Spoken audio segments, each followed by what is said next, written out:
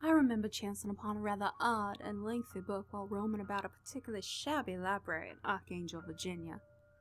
The place was practically a historical monument, as it was built in the early 1800s and survived the passing centuries with little repair done to it besides the modernized innovations such as electricity and heating, an indoor shitter. Now, I'm not one to delve into the dark arts or whatever you fancy calling it, but I was more than a little intrigued at this book's title, The Book of Names. It was large and sat upon a walnut brown desk that looked almost as old as the town itself. The creaking wooden chair that sat behind it looked the same. I slowly sat down on the chair, careful to avoid it collapsing if it was not as sturdy as I had hoped. When I settled in comfortably, I took a long look at that book. The cover was characterless, as it only displayed a black void to me, though I did see the letters D.A. etched in small print at the bottom right of the tome. Initials, I assumed. The writer's initials. I took the cover in my hand and lifted it to a blank page. Taking that page, I lifted it to another blank page, and after lifting the second blank page, I finally discovered the words, The Book of Names. Below it with initials D.A. again, and this time under the initials were the words, Those that do not know the power of the secret words would be wise not to read further. Those that do not know the meaning of the names would be wise not to read further. Those that do not understand the meaning of these words would be wise not to read further. Those that are aware of the power of the secret words, of the meaning of names and the meaning of the words thusly read would be wise to continue reading with immeasurable caution. Do not abuse the secret words. D.A. As I read that passage, an overwhelming sense of apprehension came over me, but my scholarly interest forced me to turn another page. This page revealed to me a list of locations in very small handwritten print. I soon realized that what I was looking at was a list of countries, and the provinces, cities, and towns within those countries. As I skipped to a few other pages, I found only a list of different countries, and came to the fact that this probably had every city, town, province, or country in the world. After searching for a few minutes, I was able to find Archangel, Virginia, United States of America. And then on the far right, the number 3,968.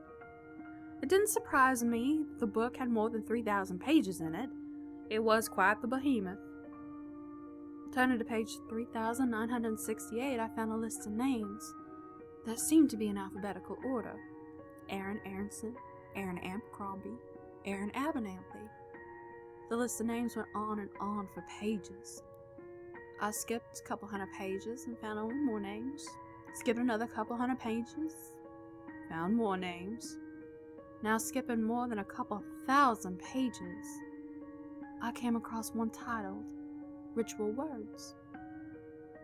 Turning to that page, I found a list of words that did not seem to be English, though they were written with English letters.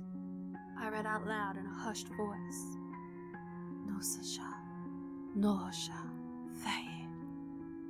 I don't know why, I don't know how to explain it, but to me the words sounded evil. I read another set of the words aloud. Semaja, Zela Ena. And these sounded inhuman, unnatural to me as well. I continued to read the list of unnatural and evil-sounding words, but soon went back to the name section of the book. Going back to Archangel, I continued to read the names, name after name of names that I didn't recognize. But there was one that I did recognize. The librarian had told me that his name was Johann Steinberg, and sure enough, here was the name, Johann Rudolf Albert Steinberg. I said it out loud, and then for some odd reason, stated the ritual words, Semaja Zela Ena. I don't know why I thought something would happen. I suppose. I don't know. Then suddenly I heard a woman scream. I jumped and turned around out towards the direction of the screaming, quickly getting out of my chair to see what was the matter. "What's wrong? What's happened?" asked one of the women standing by, also going to see what was wrong. "The librarian, he's dead," shouted the woman who had assumed had screamed in the first place. A gush of hushed voices erupted around the room. I stood there. The power of the secret words? Had I somehow killed the man by saying his name? And then the ritual words?